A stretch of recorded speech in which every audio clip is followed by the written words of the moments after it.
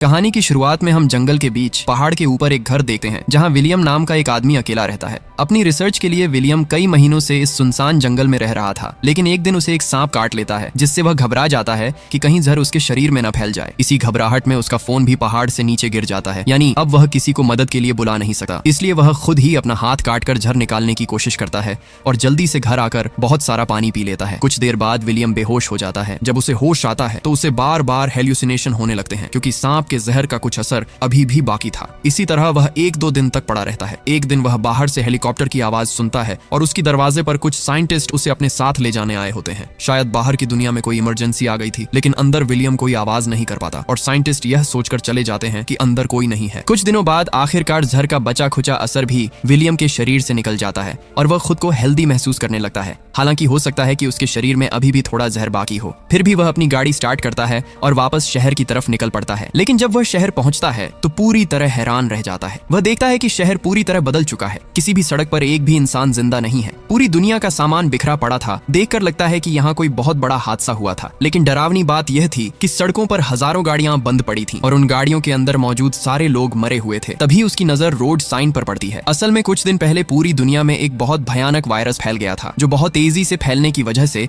धरती पर मौजूद लगभग सभी इंसानों को इन्फेक्टेड कर मार चुका था। इसलिए अब न कोई सरकार थी, न कोई कानून या नियम कायदे। खैर, विलियम अपने घर पहुंचता है और देखता है कि उसके पेरेंट्स भी कुछ दिन पहले ही मर चुके हैं। विलियम कुछ देर हकीकत को स्वीकार करता है, फिर अपने घर के पास ही अपने माँ बाप के लिए कब्र खोता है। कुछ दिन बीत जाते हैं और विलियम समझ जाता है कि इस शहर में उसके अलावा कोई और जिंदा नहीं है। लेकिन उसे उम्मीद थी कि उसके अलावा भी कहीं न कहीं कुछ लोग जिंदा होंगे जो उस वायरस से इम्यून रह गए होंगे। सेफ्टी के लिए विलियम अपने साथ एक बंदूक और कुछ सप्लाई लेकर लास्ट वेगास की तरफ निकल पड़ता है। रास्ते में जो ब्रिज शहर आने जाने का जरिया था वह भी ब्लॉक था, इसलिए विलियम को बहुत लंबा सफर तय करके दूसरे रास्ते से लास्ट वेगास पहुंचना पड़ता है। लेकिन यह शहर भी खाली पड़ा था। यहाँ कोई नहीं था। बड़े बड़े होटल और कैसीनो बिल्कुल सूने थे। आखिरकार विलियम थक कर एक फेमस होटल में रहना शुरू कर देता है। अब चूंकि यहाँ उसके लिए सब कुछ फ्री था, इसलिए वह महंगी महंगी वाइन पीने लगता है। लेकिन अगले दिन रात को उसके पास 2 सर्वाइवर आते हैं, मिल्टन और एन, जो विलियम की तरह उस वायरस से इन्फेक्टेड नहीं हुए थे। वे बताते हैं कि पिछले कुछ दिनों से वे भी ऐसे ही महंगे होटलों में रह रहे हैं। मिल्टन उसे आखिरी टीवी ब्रॉडकास्ट दिखाता है, जिसमें बताया गया था कि साइंटिस्ट इस नए वायरस का कोई एंटीडोट नहीं बना पाए। इसके बाद अलग अलग देशों में गृह युद्ध शुरू हो गए। लोग दवाइयों के लिए एक दूसरे को मारने लगे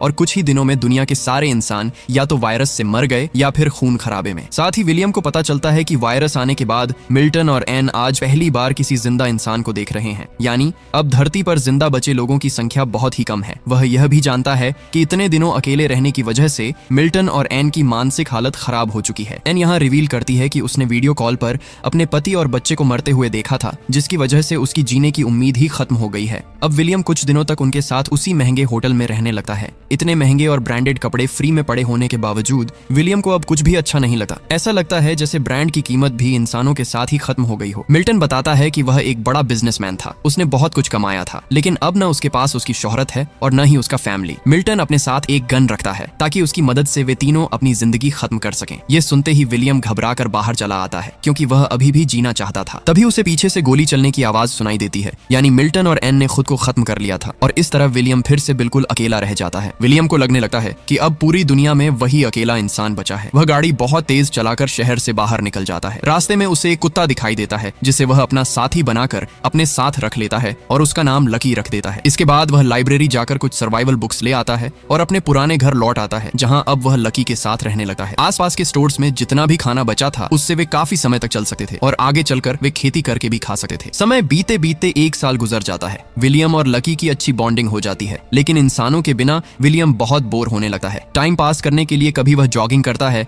कभी तैरने चला जाता है। एक समय तो वह अपनी गाड़ी को एक ही जगह पर गोल गोल घुमाता रहता है। लेकिन उसकी यह बोरिंग जिंदगी एक दिन बदल जाती है, जब लकी दूर एक घर की तरफ देकर जोर जोर से भौंकने लगता है। विलियम देखता है कि उस घर से धुआं निकल रहा है, तो वह तुरंत गाड़ी लेकर उस जगह की तरफ पहुंचता है। वहां की छत पर एक लड़की बंदूक लेकर उसे डरा देती है। उस लड़की का नाम एमा था, वह भी एक सर्वाइवर थी। विलियम उसे अपने बारे में सब कुछ बताता है, जिससे एमा को यकीन हो जाता है कि विलियम से उसे कोई खतरा नहीं है। उनकी बातचीत से पता चलता है कि दोनों ने ही 1 साल से कोई जिंदा इंसान नहीं देखा था। विलियम के साथ जो कुछ भी हुआ था वह सब वह एमा को बता देता है और एमा भी अपनी सर्वाइवल स्टोरी शेयर करती है कि वह कल ही यहाँ आई है और उसे लग रहा था कि इस इलाके में कोई जिंदा इंसान नहीं है।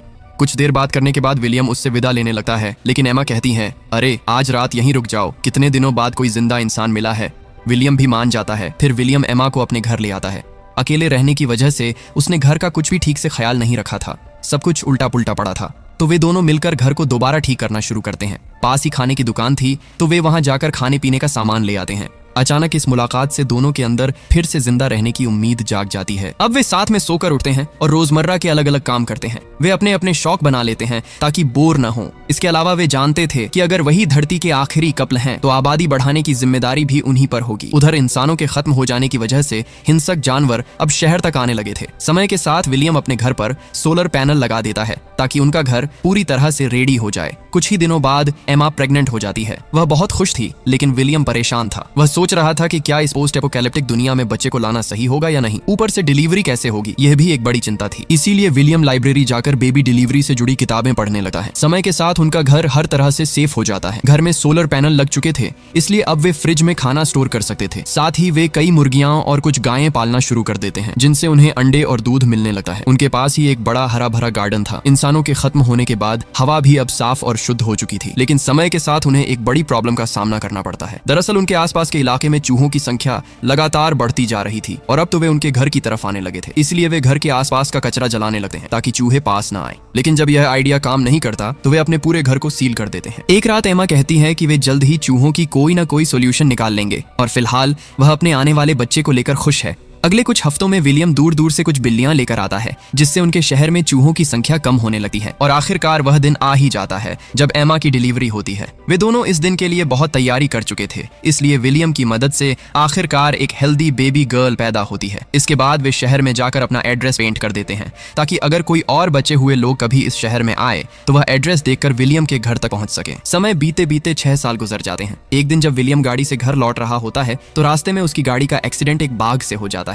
जब विलियम उस बाघ को ध्यान से देख रहा होता है, तभी अचानक उसे एक छोटी लड़की दिखाई देती है, जो विलियम को देखकर डर के मारे भागने लगती है। विलियम उसे पकड़ लेता है और कहता है कि वह उसके साथ उसके घर चले, लेकिन वह लड़की बहुत ज्यादा डरी हुई थी, इसलिए विलियम उसे एक सेब देता है। सेब देखकर लड़की को यकीन हो जाता है कि वह उसे नुकसान नहीं पहुंचाएगा। फिर वह लड़की विलियम की गाड़ी में बैठकर उसके घर तक आती है। वहां पता चलता है कि अब विलियम के 2 बच्चे हैं। बड़ी बेटी हीदर के जन्म के 2 साल बाद उनका एक बेटा होता है, जिसका नाम एलेक्स है, और एमा अब तीसरे बच्चे की प्रेग्नेंट है। शायद अब पूरी दुनिया की आबादी यही 2 लोग बढ़ाने वाले हैं। खैर, खुशखबरी ये होती है कि शहर में लिखे उनके एड्रेस की वजह से 2 सर्वाइवर उनके पास पहुंच जाते हैं। लेकिन वह छोटी लड़की अब भी डरी हुई थी, इसलिए वह ट्रक से नीचे नहीं उतरती। कोई भी उसे जबरदस्ती नहीं करता। उस दिन पूरी रात वह लड़की ट्रक में ही बैठी रहती है। सुबह जब मरीना उसे खाना देने जाती है, तो वह लड़की उस पर हमला करने की कोशिश करती है। तब मरीना उसे अपनी कहानी सुनाती है कि कैसे वह जॉर्ज के साथ इधर उधर जिंदा लोगों की तलाश कर रही थी और आखिरकार उन्हें विलियम का लिखा हुआ एड्रेस मिला। बातों बातों में मरीना उसे घर के अंदर ले आती है और उसे नहाने के लिए भेज देती है। इसके बाद मरीना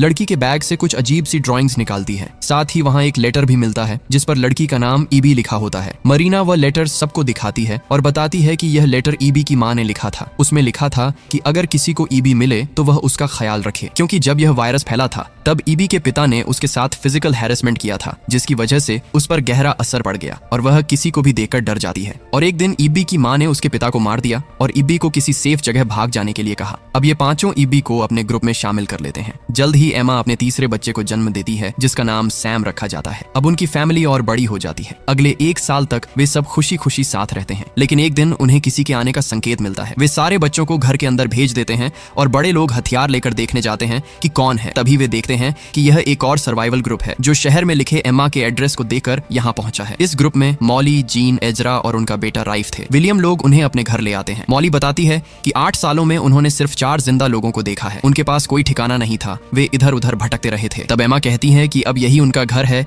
यहाँ किसी चीज की कमी नहीं है और वे सब मिलकर यहाँ एक नई सोसाइटी बना सकते हैं। इस ग्रुप में मॉली एक डॉक्टर थी, यानी अगर कोई मेंबर घायल होता है तो उनके पास डॉक्टर होना किस्मत की बात थी। अगले दिन विलियम नए मेंबर्स को रूल्स समझाता है कि अब शहर और जंगल में इंसानों की गिनती बहुत कम है, इसलिए अक्सर जंगली जानवर आसपास घूमते रहते हैं। इसीलिए जब भी वे शहर में सप्लाई लेने जाएंगे तो हथियार और साथ में कोई न कोई जरूर होगा। इसके बाद सब लोग शहर के आखिरी हिस्से में जाते हैं अलग अलग चीजें लेने के लिए। पास ही एक हॉस्पिटल था और मॉली डॉक्टर होने की वजह से वहां से कई दवाइयां इकट्ठा करती है। फिर वे सारी जरूरी सप्लाई लेकर घर लौट आते हैं। यहाँ नया मेंबर जीन एक सिंगर होती है, तो वह सबके लिए एक गाना गाती है। वह एजरा के बच्चे की माँ भी होती है। उधर जॉर्ज और मरीना कई सालों बाद एक दूसरे के करीब आते हैं।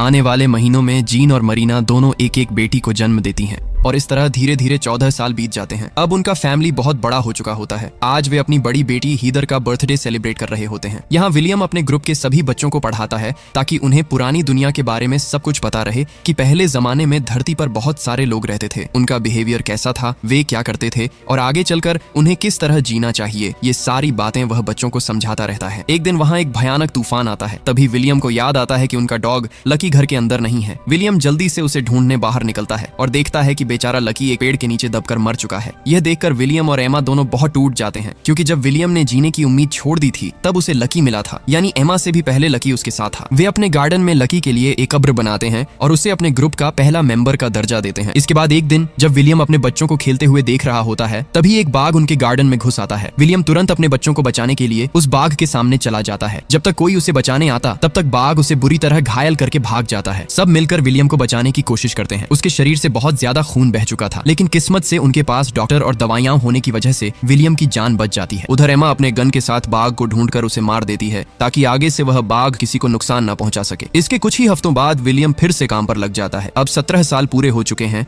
और सभी बच्चे काफी बड़े हो गए हैं। विलियम अपने बेटे एलेक्स और सैम को सर्वाइव करने के सारे ट्रिक्स सिखा रहा था। इसी बीच एजरा का बड़ा बेटा राइफ विलियम की बेटी हीदर को पसंद करने लगता है। वे हमेशा साथ रहते हैं। अब वे अपने फैमिली को बताते हैं कि वे अकेले बाहर दुनिया में घूमने निकलने का फैसला कर चुके हैं। सब जानते थे कि आबादी बढ़ाने की जिम्मेदारी उन्हीं पर है, इसलिए इसमें किसी को कोई आपत्ति नहीं होती। फिर वे दोनों को हथियार और खाना पानी देकर विदा करते हैं। कुछ दिनों बाद उनके पास पानी की कमी होने लगती है। पास के एक डंप में जाकर वे पता करते हैं कि आसपास का सारा पानी सूख रहा है। असल में अचानक इंसानों के खत्म हो जाने की वजह से मौसम का प्रोसेस पूरी तरह बदल गया था, जिससे कई महीनों तक बारिश नहीं हुई। यानी अब ग्रुप के सामने एक बड़ी प्रॉब्लम थी, पानी की कमी। तभी वे देखते हैं कि उनकी तरफ एक गाड़ी आ रही है। इसका मतलब है कि उनके अलावा भी कुछ अन्य सर्वाइवर अभी तक जिंदा हैं। वे जल्दी से घर पहुंचकर सबको यह इन्फॉर्मेशन देते हैं और कहते हैं कि ये लोग हमारे लिए खतरा हो सकते हैं और हमारे घर को भी कब्जा कर सकते हैं। असल में उस ग्रुप की चार्लिस्ट थी जो कहती है कि वे यहाँ तेल लेने आए हैं। असल में उनके पास एक ड्रिल मशीन है जिससे वे जमीन में ड्रिल करके विलियम के लिए हैंड पंप लगा सकते हैं ताकि उन्हें पानी मिलता रहे। लेकिन इसके बदले चार्ली विलियम से पेट्रोल चाहता है ताकि वे 500 मील दूर के इलाकों तक जा सकें। अब चूंकि विलियम के ग्रुप के पास पानी की कमी थी,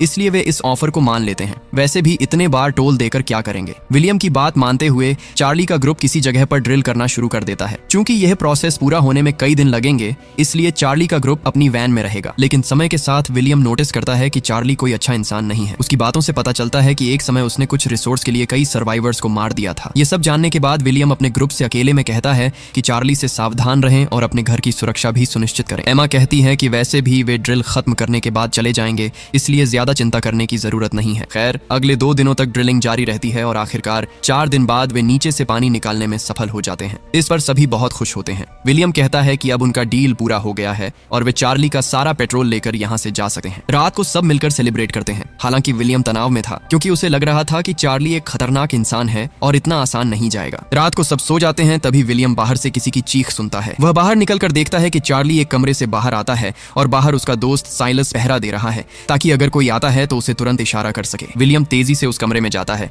जहां ईबी रो रही होती है। चार्ली ने उसके साथ जबरदस्ती की थी। विलियम तुरंत यह बात अपने ग्रुप को बताता है।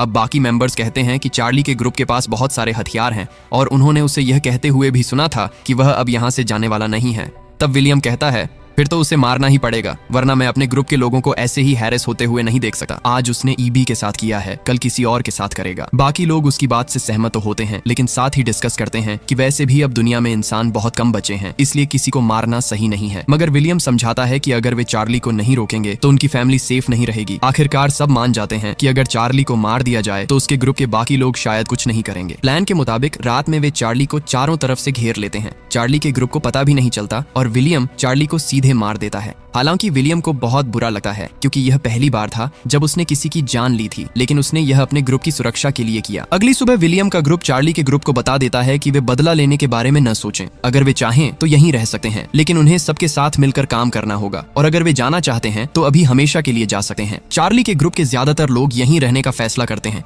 लेकिन चार्ली का बेस्ट फ्रेंड साइलस बहुत गुस्से में होता है। उसे विलियम से नफरत हो जाती है, क्योंकि उसकी नजर में उन्होंने उसके दोस्त चार्ली को अचानक हमला करके मार दिया था। उसे डर था कि कहीं वह दोबारा किसी पर हमला न कर दे। चार्ली के साथी बताते हैं कि वे पहले से ही जानते थे कि चार्ली बुरा इंसान था, वह लीडर होने का गलत फायदा उठाता था। इसके अलावा वह अपने ही ग्रुप की औरतों के साथ भी ऐसा ही करता था, इसलिए अब वे खुश थे कि वह मर चुका है। साइलस ही अकेला था जो चार्ली की मौत पर दुखी था, इसलिए विलियम उसे ग्रुप से बाहर निकाल देता है। थोड़ी देर बाद साइलस वापस आने की कोशिश करता है क्योंकि उसका पूरा ग्रुप तो यहीं रह गया था और वह बाहर अकेला कैसे सरवाइव करता, लेकिन विलियम उसे अंदर आने नहीं देता क्योंकि साइलस चार्ली के गलत कामों में उसका साथ देता था। सजा के तौर पर उसे हमेशा के लिए वहां से निकाल दिया जाता है। समय और आगे बढ़ता है और पूरे 20 साल बीत चुके होते हैं। इंसानों के बिना पूरी धरती पूरी तरह बदल चुकी थी। विलियम के ग्रुप के सारे बच्चे मिलकर एक प्लेन बनाने पर काम करने लगते हैं। विलियम का बेटा कहता है कि कुछ समय में वे इस प्लेन को पूरी तरह परफेक्ट कर देंगे जिससे वे पहाड़ से आसानी से नीचे आ जा सकेंगे। लेकिन कुछ समय बाद देखा जाता है कि उनके ग्रुप के मेंबर्स एक एक करके बीमार पड़ने लगते हैं। जल्दी ही उन्हें एहसास होता है कि आधे से ज्यादा लोग फिर से वायरस से इन्फेक्टेड हो चुके हैं और उनमें वही सिम्पटम्स दिख रहे थे जो 20 साल पहले उस वायरस में थे। डॉक्टर मॉली बताती है कि हालांकि वे पहले वाले वायरस से इम्यून हो चुके थे, लेकिन समय के साथ वह वायरस और इवॉल्व हो गया है। हालांकि इस नए वायरस का असर इतना पावरफुल नहीं है और वे जल्दी ही इसका कोई न कोई इलाज निकाल लेंगे। जो मेंबर्स अभी ठीक थे वे बीमार लोगों की देखभाल करने लगते हैं। यहाँ विलियम के बेटे सैम की हालत सबसे ज्यादा खराब थी, जिससे सब बहुत टेंशन में थे। इसी बीच एक दिन अचानक उनकी बेटी हीदर अकेले घर लौट आती है जो राइफ के साथ बाहर गई थी। हीदर अपने सफर की घटनाएं बताती रहती है। वह कहती है कि उसने गाड़ी लेकर शहर के अंदर और बहुत दूर दूर तक का सफर किया। वे रोज नए नए जगहों पर जाकर जिंदा लोगों की तलाश कर रहे थे, लेकिन हर घर हर शहर में उन्हें कोई नहीं मिला। वे कोशिश कर रहे थे कि कहीं कोई जिंदा इंसान मिल जाए। लेकिन एक दिन जब वे किसी पहाड़ पर कैंपिंग कर रहे थे तभी उन्होंने एक आदमी को देखा। वे उसका पीछा करने लगे, लेकिन तब तक वह आदमी वहां से निकल चुका था। कुछ समय बाद वही आदमी पीछे से आता है और राइफ पर चाकू रख देता है और हमें पता चलता है कि वह कोई और नहीं बल्कि साइलस था, वही चार्ली का बेस्ट फ्रेंड जिसे विलियम ने पहले बाहर निकाल दिया था। बदले की भावना में साइलस राइफ को मार देता है और हीदर भी उसकी मदद करती है। हीदर राइफ के पास पहुंचती है, लेकिन तब तक बहुत देर हो चुकी थी। तुरंत इलाज न मिलने की वजह से राइफ वहीं मर जाता है। उन्हें तीर के पास दफन किया जाता है। इसके बाद हीदर घर लौटी है। रास्ते में गाड़ी का तेल खत्म होने की वजह से उसे बाकी का रास्ता पैदल ही तय करना पड़ता है। यहीं से हीदर को पता चलता है कि उनके अधिकांश ग्रुप के मेंबर्स फिर से उसी वायरस से इन्फेक्टेड हो गए हैं। हालांकि ये वेरिएंट पहले जितना पावरफुल नहीं था। डॉक्टर मॉली उनके इलाज के लिए सैम का बुखार कम करने हेतु उसे ठंडे पानी में डुबोती है। कुछ ही समय बाद डॉक्टर मॉली द्वारा दी गई दवाइयां लेने से सभी फिर से स्वस्थ हो जाते हैं, लेकिन यह दवा सैम पर असर नहीं करती। सैम अपने माता पिता से आखिरी बार बात करके दुनिया छोड़ देता है। इन सब घटनाओं के बाद विलियम पूरी तरह टूट जाता है। सैम के अलावा उनके ग्रुप के 3 और मेंबर भी मर चुके होते हैं। एमा विलियम को समझाती है कि जब हमारे पास कुछ भी नहीं था तब भी हम सिर्फ हम दोनों साथ थे। आज हमारे पास एक पूरा ग्रुप है और हम ही भविष्य की दुनिया की आबादी बढ़ाने वाले हैं। अब विलियम हिम्मत नहीं हारता और ग्रुप के बच्चों को आगे के लिए तैयार करने लगता है। एक दिन वह पहाड़ की चोटी पर जाकर सूर्योदय देखता है और उसे एहसास होता है कि 20 साल में दुनिया कितनी बदल चुकी है।